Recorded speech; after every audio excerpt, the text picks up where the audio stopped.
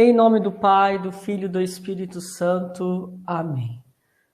Abri, Senhor, os nossos lábios, os nossos ouvidos e assim também o coração para escutar a sua palavra.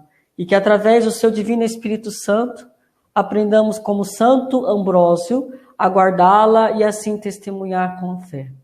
Que através da sua pedagogia levou tantos santos a experimentarem, dentre esses Santo Agostinho, a fazer a experiência de uma verdadeira conversão. Por Cristo nosso Senhor. Amém. Ó Deus, que fizestes o bispo Santo Ambrósio, doutor da fé católica e exemplo de intrépido pastor, despertai na vossa igreja homens segundo o vosso coração, que a governe com força e sabedoria, por nosso Senhor Jesus Cristo, vosso Filho, na unidade do Espírito Santo. Amém. Então hoje, meus queridos irmãos e irmãs, celebramos a memória de Santo Ambrósio. Apenas um pequeno resumo deste homem. Nós trazemos aqui grandes conhecimentos, um homem na sua pedagogia e também um grande mistagogo da fé, um grande conhecedor da Sagrada Escritura, que contém lindíssimos sermões, podemos dizer, ao ponto que um destes sermões também converteu o coração de Santo Agostinho. É através também deste homem que Santo Agostinho encontrou a razão da fé, que ele estava procurando, e assim foi batizado. Quando nós olhamos para Santo Ambrósio, nós olhamos aquele bispo zeloso, aquele homem, o primaz, bispo de Milão, e aí nós entendemos bem que o seu período foi de 340 a 397, de família romana, então ele figura entre os bispos e doutores da igreja de maior expressão devido à sua catequese, à sua pregação. Que aprendamos também com Santo Ambrósio a viver também a fé e sabê-la transmiti-la. E na segunda leitura da liturgia das horas, nas suas cartas, Santo Ambrósio disse que dentro de nós deve derramar este rio. E quando nós bebemos dessa fonte do conhecimento, quanto mais nós lemos e compreendemos, mais nós podemos derramar isso para aqueles que ainda não conhecem. Então, que a nossa vida seja esse derramar do conhecer de Jesus para as pessoas.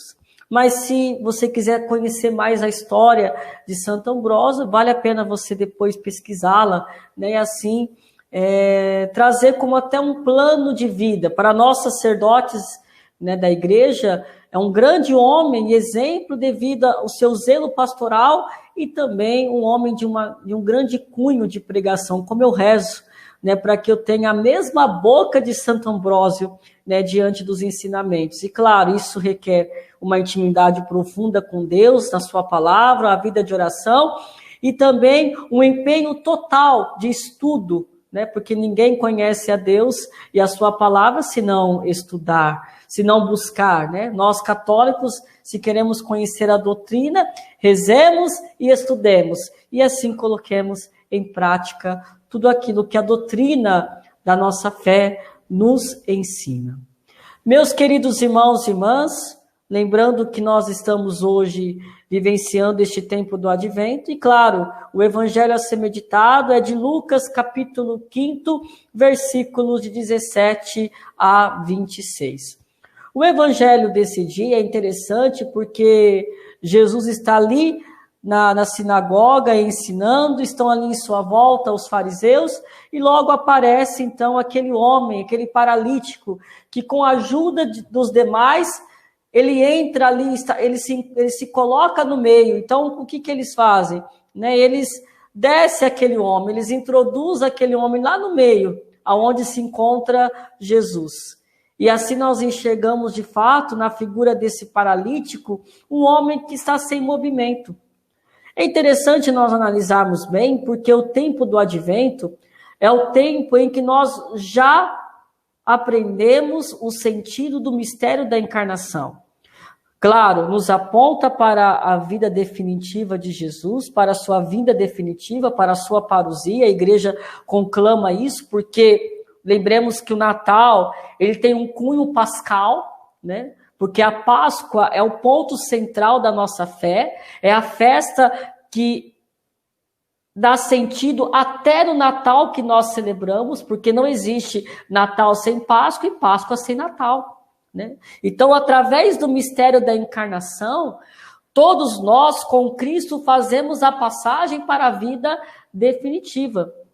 Só que é interessante aqui pegarmos um pouco aquilo que São Tomás de Aquino nos ensina nos seus sermões, que o mistério da encarnação, ele veio para quê? Ele veio como remédio, para nos curar, para nos perdoar, ao ponto que Jesus, após de ter chamado ali Mateus, né, Levi, na coletoria de impostos, e depois de ter estado na casa, e alguns fariseus até perguntam para Jesus, mas, né, no silêncio eles até questionam, melhor dizendo, mas como que esse homem pode comer com os pecadores, com os publicanos? E Jesus, logo conhecendo os pensamentos, ele mesmo vai dizer, eu não vim para chamar os justos, mas os pecadores.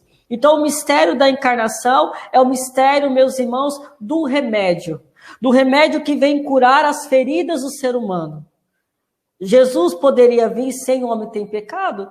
Aqui está o plano e aqui está o mistério salvífico, que depois faz um esboço teológico. Mas a partir do mistério da encarnação, nós sabemos, né, no mistério do plano da nossa iniquidade, dos nossos pecados, que o mistério da encarnação é um remédio. O mistério da encarnação é a cura, é o perdão de Deus, é a revelação plena, para que assim nós sejamos introduzidos na vida definitiva. Ao ponto que o Senhor preparou o coração do ser humano e o falou de vários modos, de várias maneiras, até falar por meio do seu Filho Jesus a nossa realidade, o que nós precisamos. E dentre esses, o remédio está no perdão. Por isso que o instrumento eficaz para a vivência do cristianismo é o perdão, é a sua misericórdia. Quando nós acolhemos o Senhor, nós temos que ter, meus irmãos, essa certeza da sua misericórdia. Para que nós celebramos o tempo do advento? Para que o nosso coração se prepare para receber a graça do perdão. É a festa da misericórdia. É a festa, meus irmãos, em que nós recebemos a graça da cura.